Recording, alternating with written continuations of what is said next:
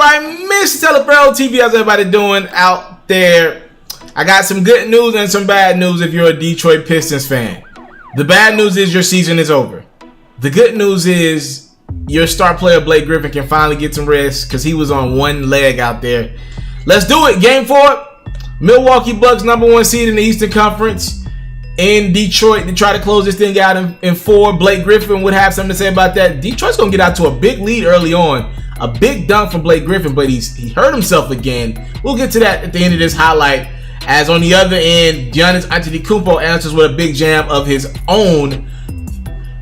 Pistons up a point here, looking to add to their lead. Giannis Antetokounmpo with the big-time rejection. You'll get nothing, and you will like it.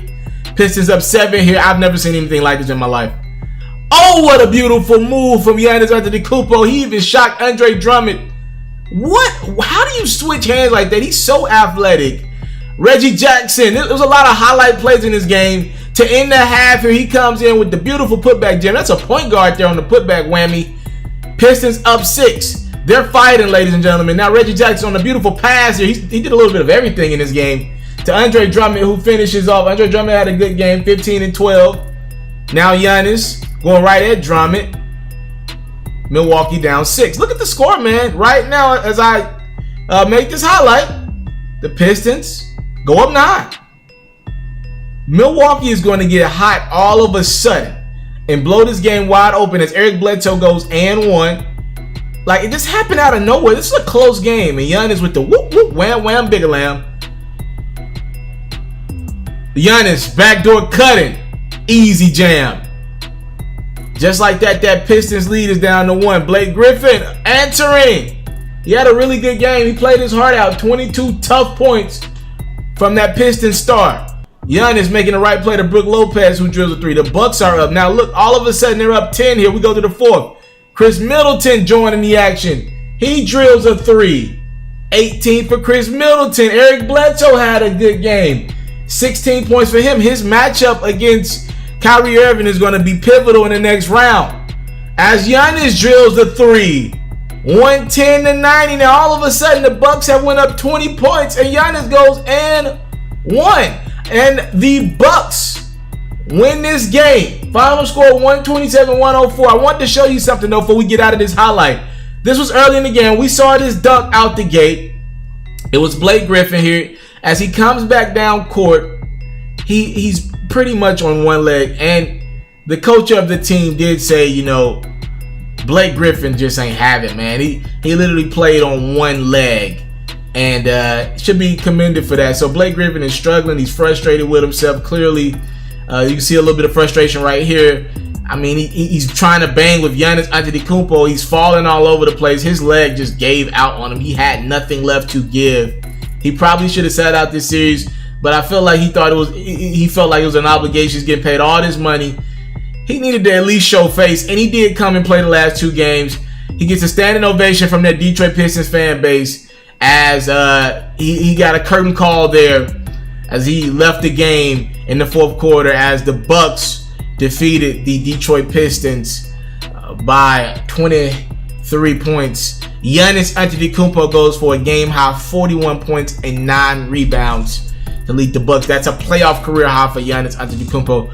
Something tells me that brother's going to go over that 41-point marker a couple times in his playoff career, as the Milwaukee Bucks now get set to take on the Boston Celtics, who also swept through their series on Sunday because the Indiana Pacers. So we now know it'll be the 1 versus the 4, a matchup that I think we all expected that we would see at the beginning of this season, at some point in the postseason, and it is now here. It's not 1 versus 2, but it's 1 versus 4. Bucks got home court. They've looked absolutely phenomenal in games 1 and game 2. Then they turned around and looked great in games 3 and game 4. Put 4 complete games together to that Bucks team. They're great shooting the ball. Outside of Giannis, they're great shooting the ball. They're number 1 in defense. They've been number 1 pretty much all year, statistically in the main categories. They're the only team in the NBA that's number 1 or top 5 in defense and offense overall. They're great. Giannis is playing out of his mind. He is the one of the 2 candidates in this MVP to be conversation. This is great. Kyrie Irving's got the experience. Did you know? Kyrie Irving has the most winningest record in the playoffs ever at this point. Again, obviously, the first time he got to the playoffs, think about it. He didn't get to the playoffs pretty much before LeBron got to Cleveland. So he gets to the playoffs when LeBron gets there, and they ain't losing a lot of games with LeBron and Kyrie. They didn't lose a lot. They swept through the Eastern Conference pretty much the 3 years that these guys were together. So now Kyrie, who missed the postseason last year with injury, he's got one of the best records. He has the best record in postseason ever. So he's like over a 70% win percentage in the playoffs, and he just swept through Indiana, so that only helped it. We'll see what happens. We're gonna put that big win, that WL record on the line here against the Milwaukee Bucks. I am going to do a big time prediction on this series as some of the other series come to an end. I can tell you this: I don't think it's going to be that close. I think people are overhyping this series. If you just watch basketball this season, I mean, I know the Bucks only won this season series 2-1. They didn't sweep the Celtics, but if you watch these two team plays, I've seen a complete cohesiveness on one side and dysfunction a lot of times on the other side in Boston. I'm just not sold on that team. Something just isn't right, and I'm not putting a lot of stock in them sweeping past the Indiana Pacers without Victor Oladipo. I'll tell you right now, I think the Celtics were in trouble if Victor Oladipo would have played. That's just my opinion. They got fits from Indiana. Indiana gave them all they could handle without a go-to guy at the end of the game. I think they finna beat the number one team in the NBA?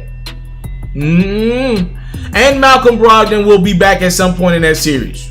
We will see though. It's entertaining. Of course, my season preview is coming on that series soon. Just subscribe to my platform if you want more.